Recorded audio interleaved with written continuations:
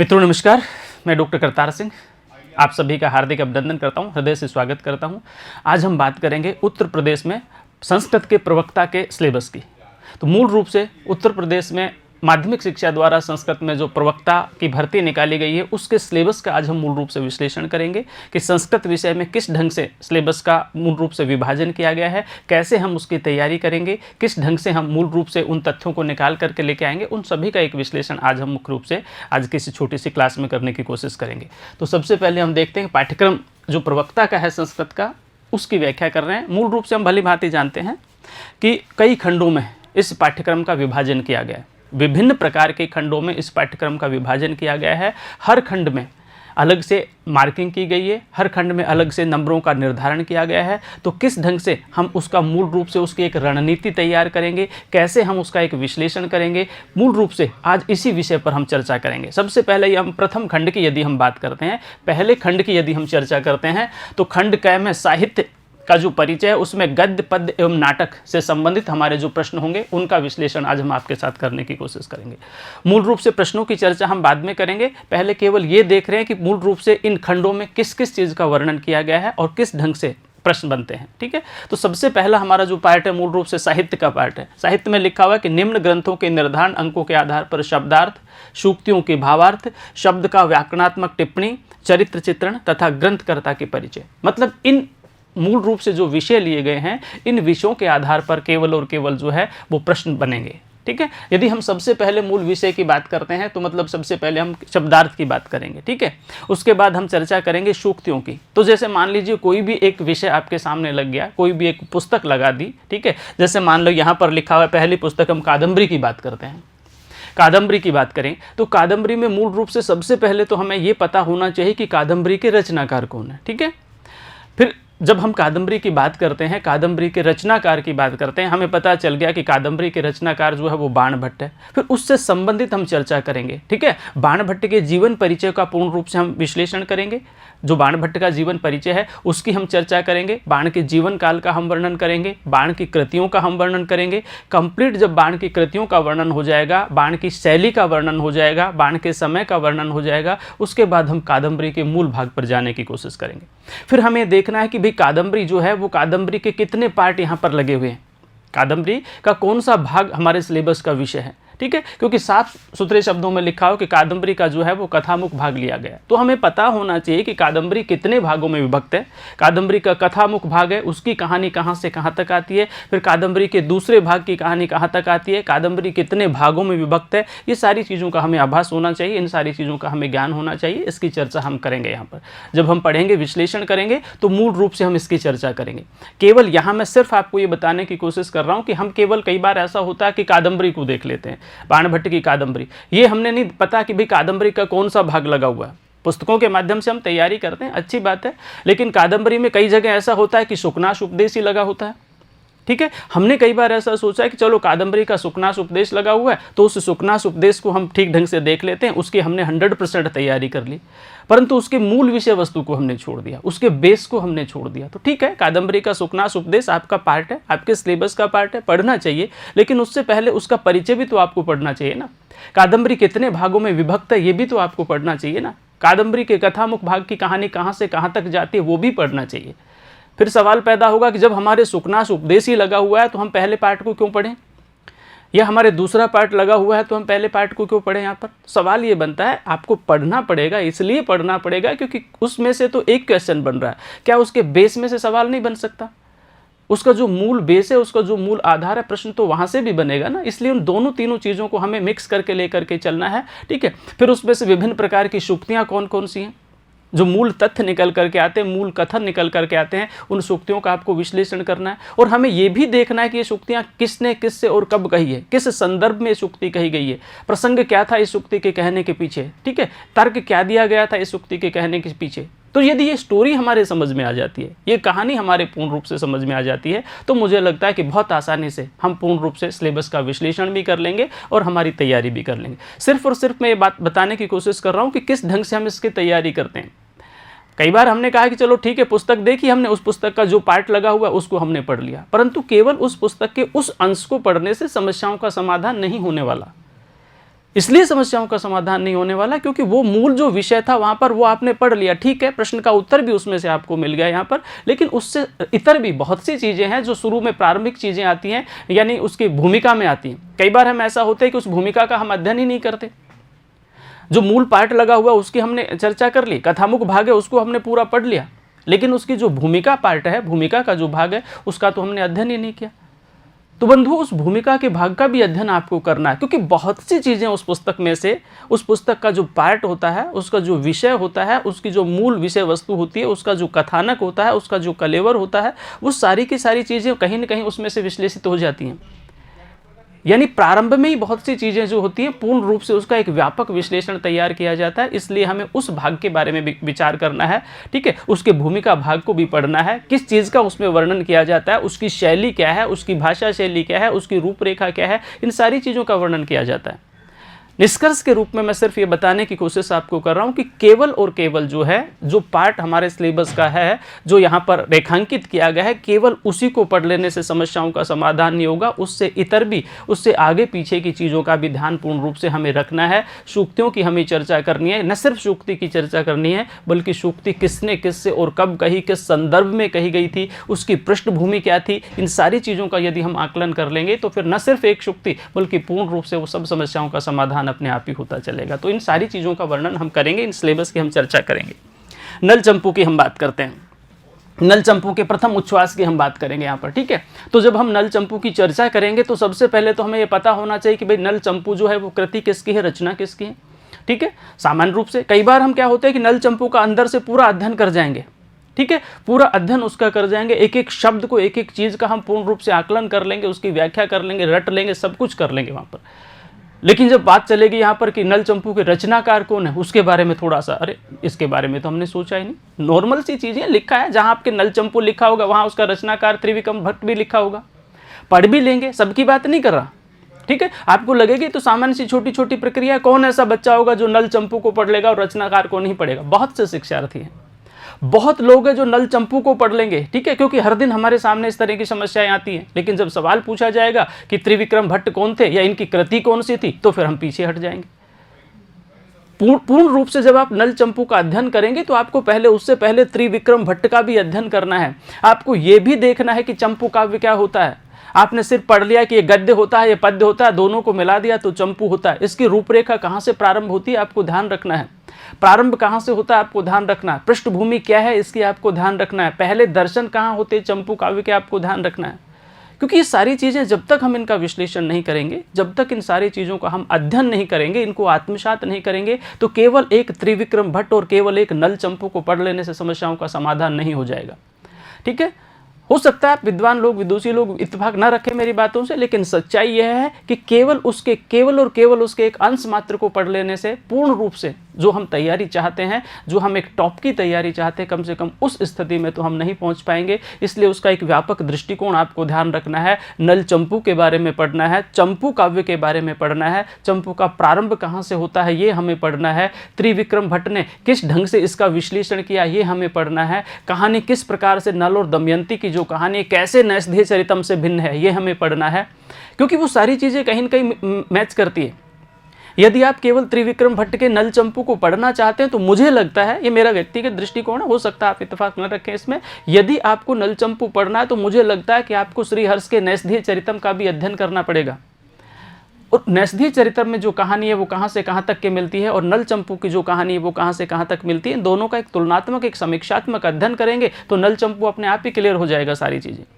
क्योंकि कई बार ऐसा होता है कि मतलब दोनों आपके सिलेबस का पार्ट है, मान लो नैषधीय चरितम भी आपके सिलेबस का पार्ट है और नल चंपू भी आपके सिलेबस का पार्ट है, दोनों के प्रथम अंक लगे हैं, कहानी मिलती जुलती है।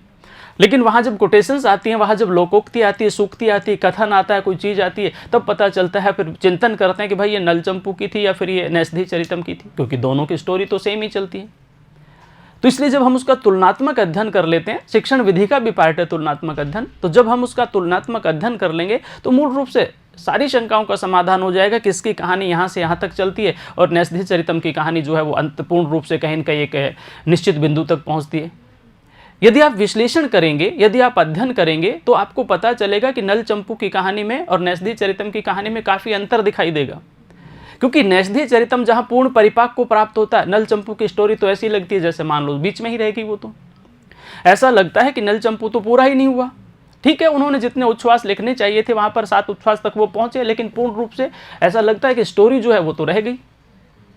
अब सवाल पैदा होगा कि भाई हमें 7 उच्छ्वास का क्या करना है, हमें कहानी पूरी हुई या नहीं हुई क्या करना है। हम तो प्रथम उच्छ्वास की बात करते हैं, केवल प्रथम उच्छ्वास को पढ़ने से उसका भूमिका भाग तो क्लियर नहीं हो पाएगा।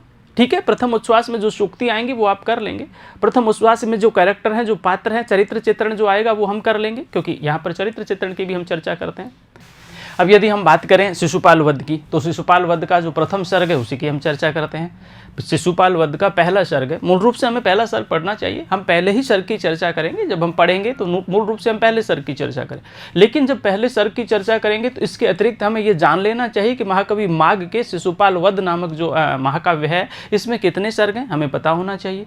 ठीक है, मूल रूप से कौन से सर्ग में कहाँ तक की कहानी चलती है हमें पता होना चाहिए। स्टोरी हम मूल रूप से उसकी पढ़ेंगे, प्रश्न जो बनेगा आपका पहले सर्ग में से ही बनेगा, लेकिन प्रश्न ऐसा तो नहीं है कि महाकवि माघ में से नहीं बनेगा। ऐसा तो नहीं है कि महाकवि माघ के जीवन परिचय में से कोई सवाल नहीं पूछा जाएगा, महाकवि माघ की कृतियों के बारे में कोई सवाल नहीं पूछा जाएगा, महाकवि माघ की जो मूल कृति जिसकी हम चर्चा कर रहे हैं, जिसकी हम बात कर रहे हैं, इसमें से आगे से कोई सवाल नहीं बनेगा। ये तो कोई श्योरिटी नहीं होती ना, क्योंकि यदि जब कृति लग गई है, यदि मूल विषय यदि लग गया है, ठीक है, तो निश्चित रूप से फिर क्या होता है, उसके साथ उसका विश्लेषण करना अनिवार्य हो जाता है। इसलिए मैं बार बार आपसे रिक्वेस्ट कर रहा हूं यहाँ पर कि केवल एक जो विषय आपका लगा हुआ है, एक जो अंश लगा हुआ है, उस अंश के बारे में आप अधिक चिंतन कीजिए, अधिक रूपरेखा तैयार कीजिए उस अंश के बारे में। ठीक है, कंप्लीट अध्ययन उस अंश के बारे में कर लीजिए, लेकिन उसके इतर भी आपको ध्यान रखना है। भूमिका भाग आप जरूर पढ़े, क्योंकि भूमिका में पूरा विश्लेषण उस कृति का हो जाता है, रचनाकार की शैली के बारे में आपको पता चल जाता है, रचनाकार ने मूल रूप से कौन से रस का अधिक प्रयोग किया है, कौन से छंद का प्रयोग किया है, कौन से अलंकार का प्रयोग किया है, उसकी शैली क्या है, उसकी विचारधारा क्या है, उसका दृष्टिकोण क्या है, ये सारी चीज़ें आपको प्रारंभिक चीज़ों में देखने को मिलती है यहाँ पर। ठीक है, तो कहीं से भी किसी भी ढंग से आप यदि अध्ययन करते हैं यहाँ पर, लेकिन इन विशेष रूप से इन चीज़ों का अध्ययन आपको जरूर करना चाहिए। हम महाकवि माघ की बात कर रहे हैं, महाकवि माघ के शिशुपाल वध नामक महाकाव्य की चर्चा कर रहे हैं। ठीक है, आगे यदि हम अभिज्ञान शाकुंतलम की बात करें तो फिर अभिज्ञान शाकुंतल तो बहुत एक सर्वश्रेष्ठ नाटक है। काव्यसु नाटकम रम्यम तत्र रम्या शकुंतला, भली भांति हमने पढ़ा है। क्या हम ये जानने की कोशिश नहीं करेंगे काव्यसु नाटकम रम्यम क्यों है?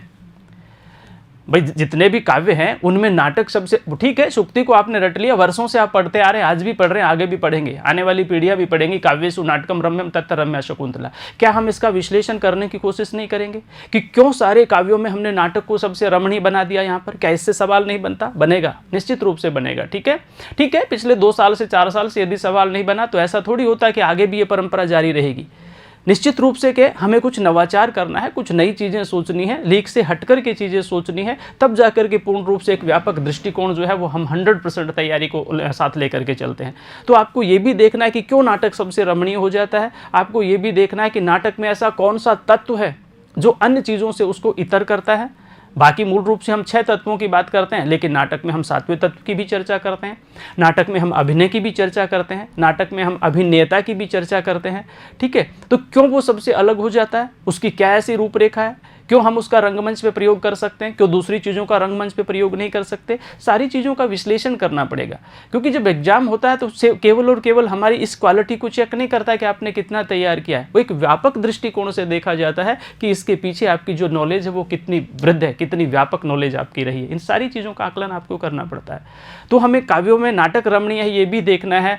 ठीक है, अभिज्ञान शाकुंतल ही क्यों सबसे रमणीय है ये भी देखना है। यहाँ पर क्यों चौथे अंक को ही सबसे श्रेष्ठ बता दिया गया ये भी हमें देखना है। कालिदास को क्या लगा चौथे अंक में कि सर्वाधिक महत्वपूर्ण मतलब उसको दर्जा दे दिया गया। क्यों प्रकृति चित्रण इतनी प्रभावी हो जाती है, क्यों प्रकृति चित्रण में कहीं न कहीं मानवता के दर्शन या मानवीय दृष्टिकोण उसको दिखाई देता है। ठीक है, जब वृक्षों से पत्ते गिरते हैं तो क्यों कालिदास को ऐसा लगता है कि मतलब ये वृक्ष जो हैं ये भी आंसू बहा रहे हैं शकुंतला के वियोग में। ठीक है, मोरों ने नाचना बंद कर दिया, हिरनियों ने मतलब भोजन करना बंद कर दिया। ठीक है, एक छोटा सा जो हिरण का बच्चा है शावक है वो आकर के रोक लेता है, मतलब उसके वस्त्रों को खींचता है शकुंतला के। क्या दृष्टिकोण है इतना? इन सारी चीज़ों के बारे में आपको चिंतन करना है, पूरी चीज़ों के बारे में चिंतन करना, तब जाके हम काव्यसु नाटकम रम्यम और तत्र रम्या शकुंतला की बात करेंगे। उन सारे तथ्यों को हमें निकालना है। मैं बात सिर्फ इसलिए कर रहा हूँ कि ठीक है एक अलग दृष्टिकोण है कि आपका जो पार्ट लगा है, पहला अंक लगा या चौथा अंक लगा या सारे 7 अंक लगे, एक अलग विषय यहाँ पर, लेकिन मूल रूपरेखा तो आपको तैयार करनी ही करनी पड़ेगी। यदि पूरी पुस्तक लगी है तो कोई सवाल ही पैदा नहीं होता, तो आपको उसका आकलन करना ही करना पड़ेगा, कहीं कोई दिक्कत नहीं है। लेकिन कई बार ऐसा होता है, मैं बता रहा हूँ कि हम क्या एक पार्ट को लेकर के बैठ जाते हैं, बार बार सवाल होगा कि भाई इससे बाहर हम नहीं जाएंगे, और जब क्वेश्चन पेपर आता है फिर बोलते हैं कि आउट ऑफ कोर्स आ गया। भाई आउट ऑफ कोर्स कुछ भी नहीं था। यदि अभिज्ञान शाकुंतल लगा है तो कालिदास के बारे में परिचय प्राप्त करना आपका दायित्व बनता है। कालिदास की कितनी रचनाएं हैं, कालिदास ने नाटक कितने लिखे, कालिदास ने महाकाव्य कितने लिखे, कालिदास ने खंडकाव्य कितने लिखे, ठीक है, कौन सी 7 कालिदास की कृतियां हैं, इन सब के बारे में चिंतन करना आपको चाहिए। किस कोटि में आती है विशेष रूप से आपको ध्यान रखना है। अभिज्ञान शाकुंतल से इतर की ये चीज़ें हैं, इन सब का हम विश्लेषण करेंगे, इन सब की हम चर्चा करेंगे, इसी दृष्टिकोण से आपका अध्ययन करवाया जाएगा। तो यही बात मैं आपको बार बार बताने की कोशिश कर रहा हूँ यहाँ पर। कैसे भी आप अध्ययन करते हैं, कहीं से भी अध्ययन करते हैं, किसी भी पुस्तक से अध्ययन करते हैं, लेकिन आपका नजरिया तो व्यापक होना चाहिए ना, दृष्टिकोण तो आपका व्यापक होना चाहिए ना। उसी दृष्टिकोण को लेकर हम चर्चा करेंगे, ठीक है। कई बार ऐसा लगता है कि ठीक है 2 श्लोकों को हम बहुत अच्छे ढंग से पढ़ जाते हैं, बड़ा आनंद आ जाता है, भाव विभोर हो जाते हैं, ठीक है, एक दूसरी स्थिति में पहुंच जाता है कि आनंद आ गया 2 श्लोक पढ़ के, लेकिन उन 2 श्लोक के पीछे तो दुनिया नहीं चल रही, आगे के 100 श्लोक और आपको पढ़ने, उनको भी उसी ढंग से यदि आप पढ़ते हैं तो आपको आनंद आएगा। लेकिन शुरू में 2 चीज़ें तो बहुत आपने अच्छी पढ़ ली, बाकी सब चीज़ों को छोड़ दिया, ठीक है। बाकी सब चीज़ें हम अलग से पढ़ेंगे, अलग से नहीं पढ़ेंगे, सारी चीज़ें वहीं पर पढ़नी है आपको। जिस दृष्टिकोण से आप पहले चीज़ें पढ़ते हैं उसी दृष्टिकोण से आपको सारी की सारी चीज़ें पढ़नी है। इस ढंग से आपको एक व्यापक दृष्टिकोण करना। मैं सिर्फ आपको ये बताने की कोशिश कर रहा हूँ कि आप किस ढंग से अध्ययन करें। जिस भी ढंग से आप अध्ययन करें वो दृष्टिकोण आपका होना चाहिए, नजरिया आपका होना चाहिए। रणनीतिकार आपसे अच्छा इस दुनिया में कोई नहीं हो सकता। सलाह देने वाले कदम कदम पर आपको मिलेंगे, लेकिन सोचना आपको है, भविष्य का निर्माण आपको करना है। तो आप अपने ढंग से सोचिए, आपकी रूपरेखा अपनी खुद बनाइए, ठीक है। आपका क्राइटेरिया कितना है उसका खुद विश्लेषण कीजिए। सारी चीज़ें आप सुने लोगों की, लेकिन आपको रणनीति तो तैयार खुद करनी है, व्यूह रचना तो आपको खुद करनी है। एक व्यूह की रचना कर लेने से, यदि आप एक उचित व्यूह रचना कर लेने थे तो फिर आधी समस्याओं का समाधान तो स्वतः ही हो जाता है, अपने आप ही हो जाता है। तो आपको खुद सोचना है इन चीज़ों के बारे में, ठीक है। आगे हम मृच्छकटिकम की बात करते हैं। मृच्छकटिकम पहले तो आपको ये देखना है कि ये है क्या, इसको हम किस कोटि में रखते हैं। भाई ये नाटक है कि ये प्रकरण है कि ये भाण है कि ये प्रसन्न है। जो 10 रूपक होते हैं 10 रूपकों में हम इसको किस कोटि में रखते हैं आपको पता होना चाहिए। मृच्छकटिकम आपने पढ़ लिया बहुत अच्छी तरह से, शूद्रक आपने पढ़ लिया बहुत अच्छी तरह से, शूद्रक की कृति आपने पढ़ ली, ठीक है। मृच्छकटिकम के सारे पात्रों का आपने अध्ययन कर लिया, नायक को आपने देख लिया, नायिका को आपने देख लिया, जितने भी पात्र हैं सबकी आपने चर्चा कर ली। लेकिन इस कोटि में हम नहीं गए कि ये किस कोटि में आती है। भाई ये नाटक है कि रूपक है कि ये प्रकरण है कि क्या है। फिर यदि हमें पता भी चल गया कि ये इस कोटि की कृति है यहाँ पर, तो फिर हमें वो जो भी है, मान लीजिए वो नाटक है, तो फिर हमें नाटक के बारे में पता होना चाहिए कि नाटक के कितने अंग होते हैं, अधिकतम कितने अंग हैं, न्यूनतम कितने अंग हैं। अंग का मतलब मैं अंकों की बात कर रहा हूँ, ठीक है। ये आपको चिंतन करना चाहिए, सोचना चाहिए। फिर इसका नायक कैसा होना चाहिए, इसकी नायिका कैसी होनी चाहिए। जो भी नायक और नायिका है, नायक के जो गुण हैं 4 प्रकार के, जो उदात है वो धीरोदात है, यहाँ पर धीर ललित है, धीर प्रशांत है, कैसा है आपको सोचना चाहिए। नायिका किस कोटि में आती है, वो मुग्धा नायिका है कि मतलब किस प्रकार की नायिका है, ये आपको चिंतन करना चाहिए। सवाल बनते हैं इनमें से। मैंने कहा कि केवल ये देख लेने से कि ये मृच्छकटिकम हो गया, इसके राइटर हो गए, इसके रचनाकार हो गए, इतने अंकों में विभाजन इसका हो गया, ठीक है, इसका मूल रस ये हो गया, अंगी रस ये हो गया, गौण रस ये हो गया, इतना कह देने से मूल रूप से समस्याओं का समाधान नहीं होगा। हाँ, एक अच्छी स्थिति में हम पहुंच जाएंगे, एक अच्छी स्थिति में हम पहुंच जाएंगे, लेकिन केवल उस स्थिति से इतर भी बहुत सी चीज़ें बच जाती है। उन सब का एक व्यापक दृष्टिकोण लेकर के चलना है, क्योंकि ये लेवल छोटा नहीं है। यदि हम बात करते हैं कि ठीक है हम इस कॉलेज लेक्चर के लेवल को ही लेकर के चलते हैं, यहाँ पर ये जो लेवल है आपका, जो भी लेवल है, तो मूल रूप से एक तरह से मतलब ये कॉलेज लेक्चरर वाले स्तर को ही हम लेकर के चलते हैं। थोड़ा सा ही फर्क है, कोई बहुत ज़्यादा गैप नहीं है, ठीक है, बहुत ज़्यादा गैप नहीं है। तो जिस ढंग से हम नेट की तैयारी करते हैं, जिस ढंग से हम कॉलेज लेक्चर की तैयारी करते हैं, उसी ढंग से हम इस व्यापक दृष्टिकोण को लेकर के चलना है, क्योंकि वो सब लोग इसमें बैठते हैं। वो जो उस लेवल की तैयारी कर रहा होता है शिक्षार्थी, वो भी इसमें बैठता है, ठीक है, और जो नहीं कर रहे होते वो भी इसमें बैठते हैं। तो केवल यही तो नहीं है कि इसी लेवल का व्यक्ति उसमें बैठ रहा है, उसमें तो नेट वाला और कॉलेज लेक्चर की जो तैयारी कर रहा है ऑल इंडिया के लिए, वो भी बैठता है वहाँ पर। तो स्तर तो आपको वही लेकर के चलना है, सोच तो आपको वही लेकर के चलनी है, ठीक है, क्योंकि हमारा जो कंपटीशन है उन्हीं लोगों के साथ होता है यहाँ पर। तो केवल इसी लेवल से पार नहीं पड़ेगी, थोड़ा सा लेवल को ऊपर करना पड़ेगा। मैं सिर्फ ये बताने की कोशिश कर रहा हूँ। इसी प्रकार से हम खंड काव्य की बात करेंगे, गद्य काव्य की बात करेंगे, महाकाव्य की बात करेंगे, सबका एक व्यापक दृष्टिकोण लेकर के चलेंगे। सिर्फ यहाँ आज की मैं इस क्लास में मैं आपको ये बताने की कोशिश कर रहा हूँ कि वो है क्या, उसके बारे में आपको पहले बेस मजबूत करना है। यदि खंड काव्य पढ़ते हैं तो खंड काव्य क्या होता है आपको सोचना है। यदि महाकाव्य पढ़ते हैं तो महाकाव्य में कम से कम कितने मतलब खंड होते हैं, अधिक से अधिक कितने होते हैं, सारी चीज़ों के बारे में आपको देखना है। उसका नायक कौन होना चाहिए, उसकी नायिका कैसी होनी चाहिए, कौन से कुल में कैसे वंश में उसका जन्म होना चाहिए, उसका अंगी रस यानी प्रधान रस कौन सा होना चाहिए, गौण रस कितने हो सकते हैं उसमें, इन सारी चीज़ों का व्यापक दृष्टिकोण लेकर के चर्चा करेंगे। निष्कर्ष के रूप में केवल ये बताना चाहता हूँ कि पहले कई खंड में हम साहित्य की चर्चा करेंगे, जिसमें हमारा गद्य भी होगा, हमारा पद्य भी होगा, हमारा चंपू भी होगा। इन सारी चीज़ों का एक व्यापक दृष्टिकोण, एक व्यापक विश्लेषण लेकर के हम चर्चा करेंगे। आप जिस ढंग से चर्चा करते हैं, जहाँ चर्चा करते हैं, निश्चित रूप से आपको केवल वही व्यापक दृष्टिकोण जो मैं बता रहा हूँ, इस ढंग से आपको सोचना है। आप खुद समझदार हैं, इसमें कहने की आवश्यकता नहीं है। आपको खुद लगेगा कि हाँ, वास्तव में यदि हम विश्लेषण इस ढंग से करते हैं, यदि हम इस ढंग से सोचते हैं, तो निश्चित रूप से हमारा जो ग्राफ होता है वो ऊपर बढ़ जाता है। आगे आइए बात करते हैं दूसरे खंड की। यदि हम चर्चा करें खंड ख की, तो संस्कृत वाङ्मय में प्रतिबिंबित भारतीय दर्शन की हम बात करते हैं। ठीक है, यानी दूसरा हमारा ख जो खंड है, मूल रूप से संस्कृत वाङ्मय में भारतीय दर्शन जो है उस पर हम चर्चा करेंगे। बहुत छोटी सी लाइन आपको दिख रही है कि इस खंड में श्रीमद् भागवत गीता, तर्क भाषा, सांख्यकारिका, वेदांत सार के अनुसार दार्शनिक सिद्धांतों का सामान्य परिचय। आपको लग रहा है कि 4 छोटी छोटी किताबें हैं, ठीक है, लेकिन 4 पुस्तकें नहीं है। 4 पुस्तकों के साथ में पूरा दर्शन समेट करके रखना है हमें, पूरा दर्शन हमें देखना है। सबसे पहले तो हमें देखना है कि दर्शन है क्या, ठीक है। फिर हमें यह देखना है कि कम से कम भारतीय दर्शन की यदि हम बात कर रहे हैं तो भारतीय दर्शन कितने भागों में विभक्त है, इसकी हम चर्चा करेंगे। हम आस्तिक दर्शन की बात करेंगे, हम नास्तिक दर्शन की बात करेंगे। आस्तिक दर्शन में जो 6 दर्शन है, ठीक है, जो हम 6 दर्शनों की हम बात करते हैं, हम न्याय की बात करते हैं, हम योग की बात करते हैं, हम सांख्य की बात करते हैं, इन सारे हम 6 दर्शनों की चर्चा करेंगे। नास्तिक दर्शन जो 3 है उनकी हम चर्चा करेंगे। नास्तिक दर्शन में हम चार्वाक की बात करेंगे, हम बौद्ध की बात करेंगे, हम जैन की बात करेंगे, ठीक है। तो जब नास्तिक दर्शन की बात करेंगे, षड आस्तिक दर्शन की बात करेंगे, जब ये व्यापक दृष्टिकोण हमारा क्लियर हो जाएगा, उसके बाद हम अंदर प्रवेश करने की कोशिश करेंगे कि भाई हम पहले बात करेंगे, हम श्रीमद् भागवत गीता की बात करेंगे, इसमें दार्शनिक पद्धति क्या है। तो श्रीमद् भागवत गीता में हम दार्शनिक पद्धति को तभी महसूस कर पाएंगे ना जब हमें यह पता होगा कि दर्शन है क्या, ठीक है। उसकी व्युत्पत्ति की दृश्य धातु से हुई, केवल इतना जान लेने से समस्याओं का समाधान नहीं होगा। हमें दर्शन की वास्तविक पृष्ठभूमि को देखना है, दर्शन कहना क्या चाहता है हमें ये देखना है, दार्शनिक सिद्धांत क्या होते हैं हमें ये देखना है, ठीक है। षड दर्शन जो है वो क्या चाहता है, त्रिदर्शन जो क्या चाहता है, क्यों हम आस्तिक मान लेते हैं, क्यों हम उनको नास्तिक मान लेते हैं। सबसे पहले तो हमें ये पता होना चाहिए कि वो आस्तिकता का संबंध हम वेदों के साथ लगाते हैं, आस्तिकता का संबंध हम कहीं ना कहीं मतलब ईश्वर के साथ नहीं लगाते। हम धार्मिक पद्धति में देखते हैं, आध्यात्मिक चीज में देखते हैं, जो ईश्वर में विश्वास करे वो आस्तिक, जो ईश्वर में विश्वास ना करे वो नास्तिक। लेकिन दर्शन में तो ऐसा नहीं है।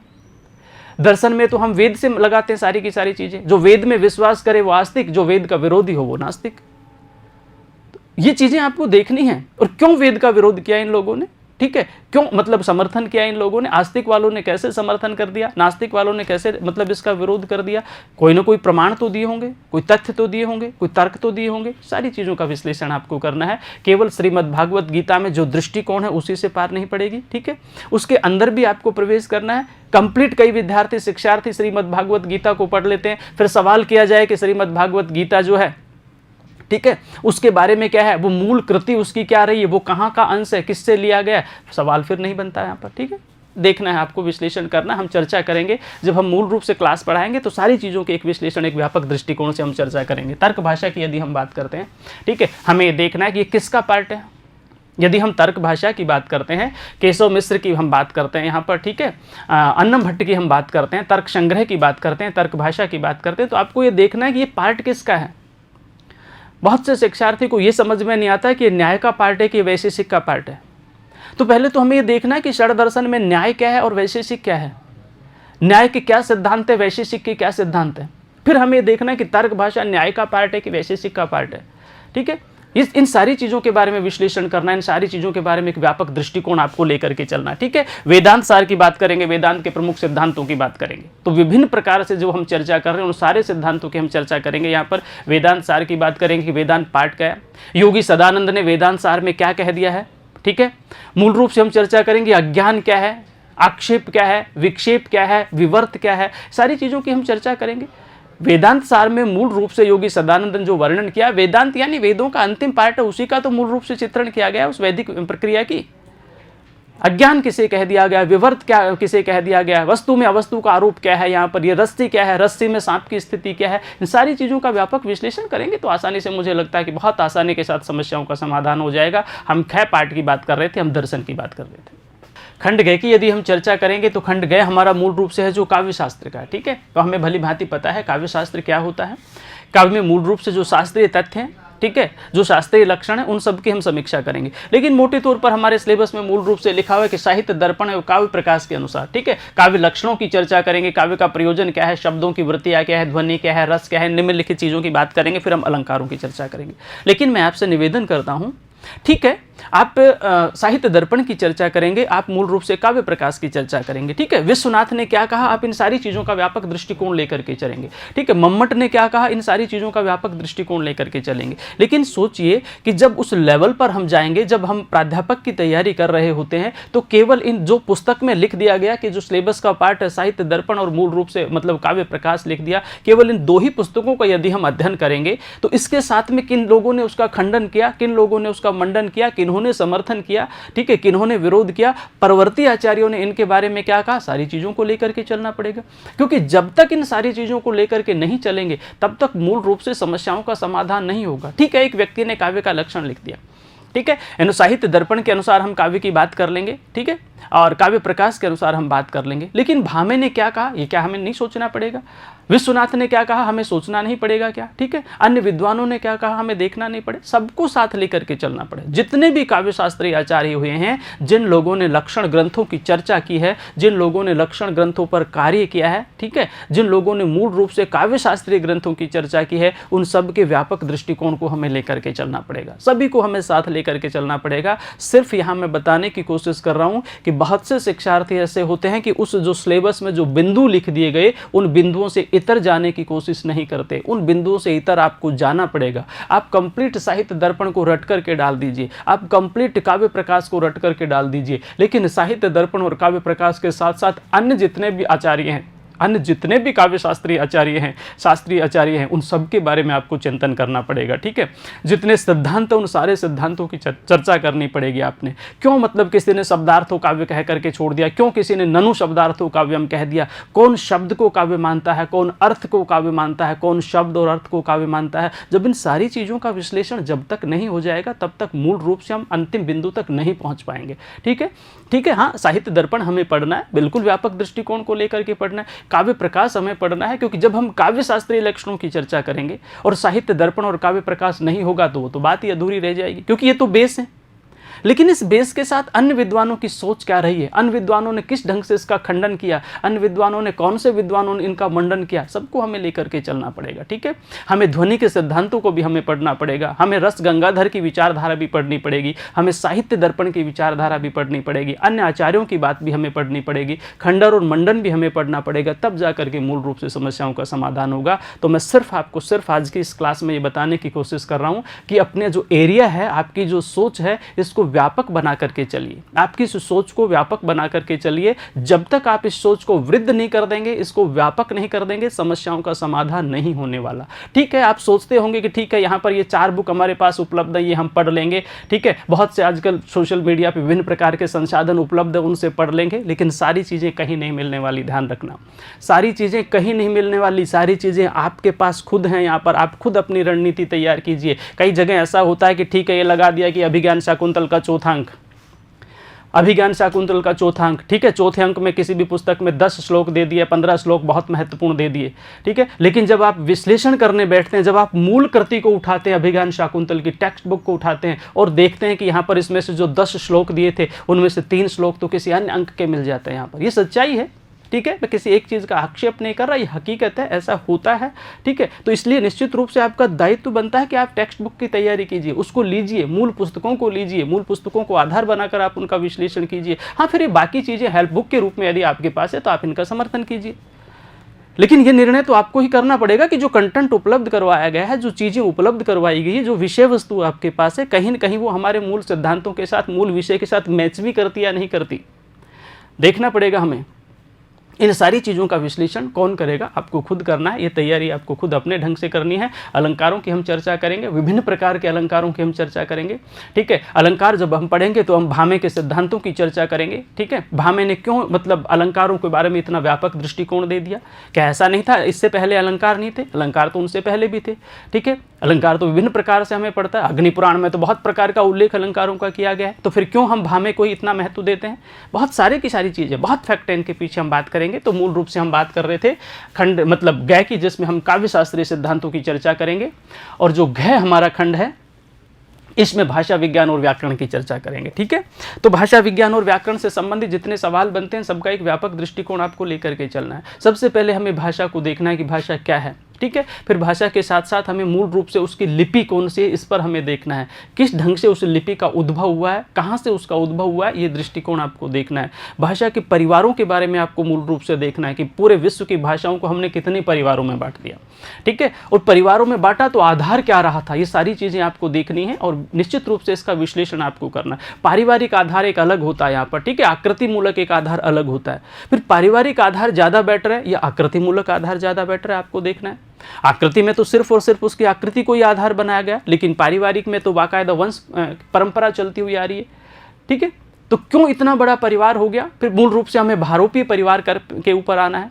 भारोपीय परिवार में कौन कौन सी चीज़ें आती हैं इनको हमें देखना है। यहाँ पर सतम और केंतुम वर्ग के बारे में हमें चिंतन करना है। सिस्टम से एक के बाद एक चीज़ें लिंक हैं, ये सारी चीज़ें सिस्टमेटिक ढंग से लिंक की गई यहाँ पर। इन सारे व्यापक दृष्टिकोण को आपने देखना है। ठीक है, फिर हम ध्वनि के नियमों की बात करेंगे, चाहे वो ग्रिम नियम की बात हो, चाहे वो ग्रासमन नियम की बात हो, चाहे वो वर्नर नियम की बात हो। कौन सी 9 ध्वनियों पर काम करते हैं ये नियम, उनकी हम चर्चा करेंगे। ग्रिम ने क्या कहा, ग्रासमन ने क्या कहा, मतलब सब सिद्धांतों की हम चर्चा करेंगे। वर्नर ने क्या कहा, कौन कौन से छोटे छोटे अंश इसमें हैं, पहले का कौन है, बाद का कौन है, संशोधित चीज़ें किसने दी, ध्वनि 9 क्यों बदल जाती है, क्यों 3 ध्वनियाँ दूसरी 3 ध्वनियों में बदल जाती है। पहले सिद्धांत है कि बलाघात का प्रयोग कहाँ होता है, फिर हमें यह देखना कि ये बलाघात होता क्या है। बहुत एक व्यापक दृष्टिकोण है, बहुत एक व्यापक दृष्टिकोण है। ठीक है, जो बिल्कुल फ्रेश है, जो इन चीज़ों को नहीं समझ पाते, जिन्होंने भाषा विज्ञान का अध्ययन नहीं किया, वो तो मेरी भाषा भी नहीं समझ रहे होंगे, वो तो मेरी लैंग्वेज भी नहीं समझ रहे होंगे कि मैं कौन से वर्नर नियम की बात कर रहा हूँ, मैं कौन से बलाघात की बात कर रहा हूँ। ठीक है, क्यों मतलब पूर्व वर्ण पर बलाघात होता है तो कुछ और हो जाता है, क्यों दूसरे वर्ण पर बलाघात होता है तो कुछ और हो जाता है यहाँ पर। ठीक है, आपको बलाघात समझना पड़ेगा, भाषा के नियम समझने पड़ेंगे, सिद्धांत समझने पड़ेंगे,